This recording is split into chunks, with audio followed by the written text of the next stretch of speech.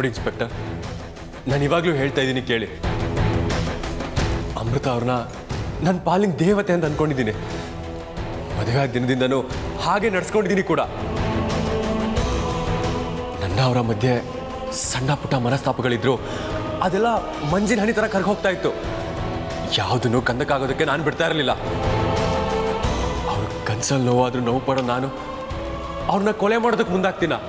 ಇಂಥ ನಾಟಕದ ಮಾತುಗಳು ನಮ್ಮ ಡಿಪಾರ್ಟ್ಮೆಂಟ್ ಅವ್ರಿಗೇನು ಹೊಸ್ತಲ್ಲ ಅರ್ಜುನ್. ತಾವು ಮಾಡಿರೋ ತಪ್ಪನ್ನು ಮುಚ್ಕೊಳ್ಳೋದಕ್ಕೆ ಕ್ರಿಮಿನಲ್ಗಳು ಎಂಥ ಮಟ್ಟಕ್ಕೆ ಬೇಕಾದರೂ ಇಳಿತಾರೆ. ಅದೇ ಸಾಕ್ಷಿ ಸಮೇತ ಸಿಕ್ಕಾಕೊಂಡಾಗ ಬಾಲ ಮುದ್ರಕೊಂಡು ಕೂತ್ಕೋತಾರೆ. ಸುಮ್ಮನೆ ನಿನ್ನ ಹತ್ರ ಮಾತಾಡಿ ನನಗೆ ಟೈಮ್ ವೇಸ್ಟು. ನೋಡಿ ಇನ್ಸ್ಪೆಕ್ಟರ್, ನನ್ನ ಮಾತುಗಳಲ್ಲಿ ಯಾವುದೇ ಥರದ ನಾಟಕಗಳಿಲ್ಲ. ನನ್ನ ಪ್ರೀತಿ ನಿಷ್ಕಲ್ಮಶ. ಅಮೃತ ಅವ್ರಿಗೆ ಒಂದು ಮುಳ್ಳು ಚುಚ್ಚಿದ್ರೆ ನೋವು ಪಡೋ ನಾನು ಅವ್ರಿಗೆ ಚಾಕು ತಗೊಂಡು ಚುಚ್ಚೋದಕ್ಕೆ ಹೇಗೆ ಸಾಧ್ಯ? ಓಹೋ, ನನ್ನ ವೃತ್ತಲ್ಲಿ ಬೇರೆ ಯಾರೋ ಈ ಕೆಲಸ ಮಾಡಿದ್ದಾರೆ. ದಯವಿಟ್ಟು ನನ್ನ ನಂಬಿ. ನಾನು ತಪ್ಪು ಮಾಡಿಲ್ಲ, ನನ್ನ ದಯವಿಟ್ಟು ನಂಬಿ ಇನ್ಸ್ಪೆಕ್ಟರ್, ನಂಬಿ. ಸಾಕು ಸಾಕು, ನಿನ್ನ ಗೋಳಾಟ ಕೇಳ್ಕೊಂಡು ಕೂತಿದ್ರೆ ನನ್ನ ಬೇರೆ ಕೆಲಸನೂ ಹಾಳು. ತಪ್ಪು ಯಾರ್ದು, ಅಪರಾಧಿ ಯಾರು ಅನ್ನೋದು ಇಷ್ಟರಲ್ಲೇ ಕೋರ್ಟಲ್ಲಿ ಗೊತ್ತಾಗುತ್ತೆ. ಮೂರ್ತಿ ಸರ್, ಒಂದು ಟೀ ಹೇಳೋ. Okay sir.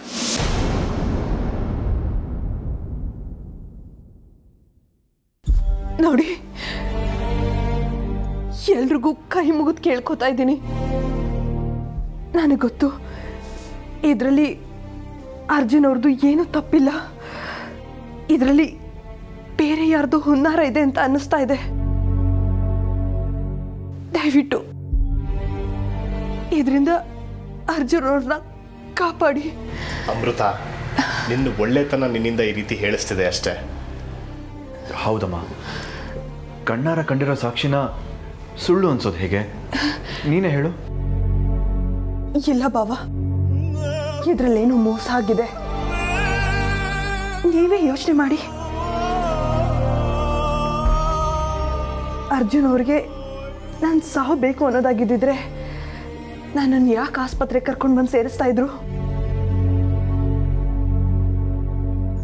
ಆಹಾ, ಇದಕ್ಕೇನು ಕಮ್ಮಿ ಇಲ್ಲ ಇವರು. ಅಜ್ಜಿ, ಅರ್ಜುನ್ ಅವರು ಇಂಥ ಕೆಲಸ ಮಾಡೋದಕ್ಕೆ ಸಾಧ್ಯ ಇಲ್ಲ ಅಂತ ನಿಮಗೆ ಗೊತ್ತಲ್ವಾ? ದಯವಿಟ್ಟು ಅರ್ಥ ಮಾಡ್ಕೊಳ್ಳಿ. ಅರ್ಜುನ್ ಅವರು ಅಲ್ಲಿರೋದು ಸರಿಯಲ್ಲ. ಅವರನ್ನ ದಯವಿಟ್ಟು ಅಲ್ಲಿಂದ ಹೇಗಾದ್ರೂ ಬಿಡಿಸ್ಕೊಂಡು ಬರೋ ಪ್ರಯತ್ನ ಮಾಡಿ.